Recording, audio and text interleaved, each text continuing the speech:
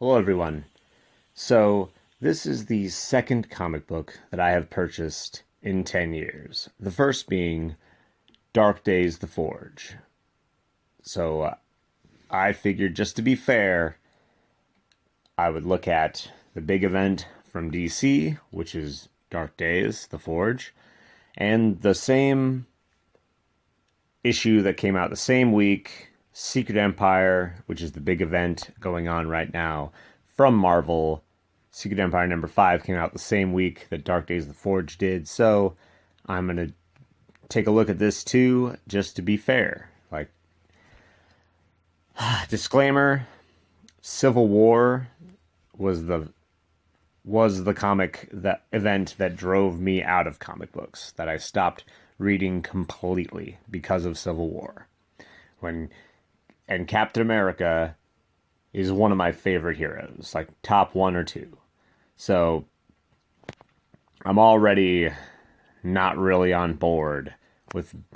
I know a little bit about what's going on with Secret Empire. I know Captain America's a Nazi, essentially a Hydra. He was turned into a Hydra agent by the Great MacGuffin Cosmic Cube, and that now the Cosmic Cube is the thing everybody's got to get. That's the Great MacGuffin.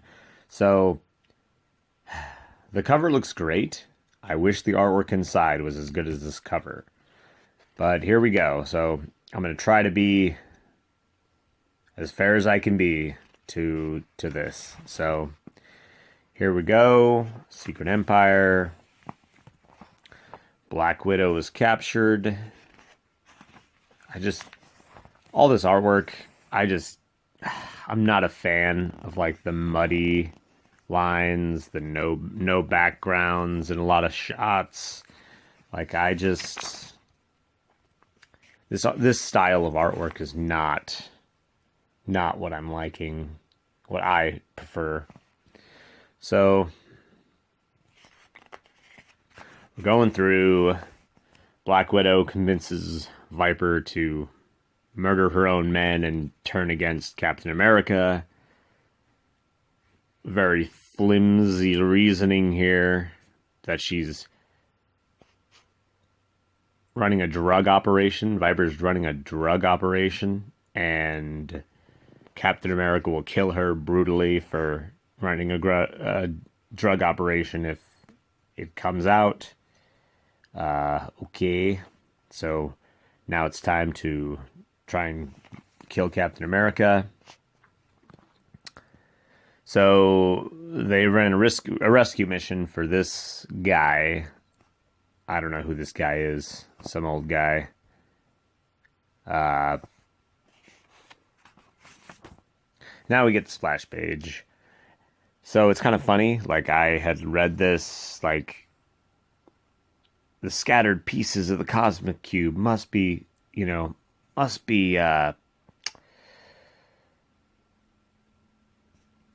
reunited so they can do stuff with it. And it's like the acquiring a magic, MacGuffin to save the plot is pretty terrible, terrible storytelling. Like, both sides need to acquire the MacGuffin to erase everything that's happened in the storyline, and that's really the only thing they can do with this storyline, I feel like. So now we have this vision quest here where it's not explained yet, but I guess you have Captain America, Vision Bucky, and Vision Sam Wilson in Vision Land, and they're all on like some journey. And then it's kind of funny here. Ant-Man is texting his daughter, and he calls the cosmic cube piece the next MacGuffin slice. So kind of lampshading their own. We got to find the magic MacGuffin being the storyline for this, but it's just this story is just, like I said, I got driven out of comic books by Civil War, and I just see a lot of parallels with this, and I'm not digging it. Here's Black Panther kind of being a dick to Tony. Everyone's being a jerk to each other. Nobody wants to work on the same side. I guess he has a piece of the cosmic cube, and he's like, all right, now kick rocks. It's my cube. It's my piece of the cosmic cube. It's just... I don't know. I just don't like any of this art. I can't get into this artwork. Everything is so muddy. I just can't... Ugh, it's dark. Everything is dark. This is kind of cool. Hercules here, this panel here. He's turning into stone and then punches his way out of it. That's pretty sweet. But most of it's just... So now, trying to get this Shang-Chi guy. Get the Cosmic Cube piece. Get the next piece of the MacGuffin. Oh, boy. This is kind of funny. Herc giving the old double thumbs up, saying he's good to go.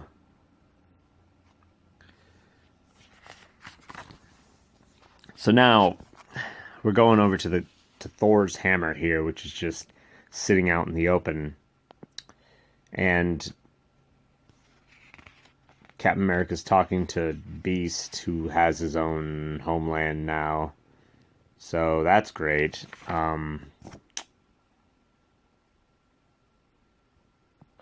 And now it's revealed that, Captain America can pick up Thor's hammer and use Thor's hammer. But if you have a weapon of, mass destruction here, like this, like the hammer, why would you not use it? Like, there's no reason for him not to have that in his belt all the time. I don't know. I just can't. It's just really bizarre. Like, maybe he can't really pick it up. I don't know. But he picked it up before, so I don't know why he wouldn't be able to pick it up again. So now, it's explained that Scarlet Witch is an Elder God's control. Visions are under their control. Thor is the only one who's not under their control.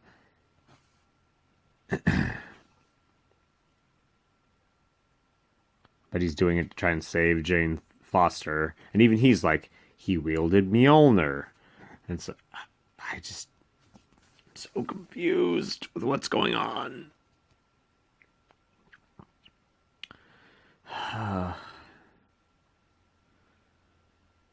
And this is all... This character assassination of Steve Rogers just really hurts me. And even now, it's like, it seems like there's no way that this storyline is going to stick. Like, they are going to completely redo everything that's going on so far. Millions have died. Captain America has been turned into a Nazi. This is all going to get erased. It's inevitable. So now the heroes are feeling really sad because they've lost, apparently. They can't find any more of the MacGuffin pieces. Got to go back. I have some of the characters I can recognize, but I guess that's Riri Williams, and I don't know who this is. I don't know. I think that's Mockingbird.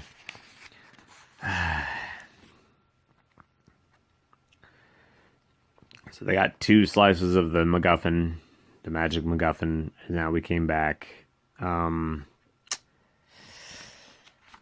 Tony explains, or AI Tony explains that he never... So, this is this is so convoluted. This is a future device. So this device is from the future. No, I mean it's a time traveling device for sending messages through time. So they're going to bury this in the ground for 100 years until the energy shield outside turns off, so they can send it through the shield and then send the messages to the people out back through time to get a message to them.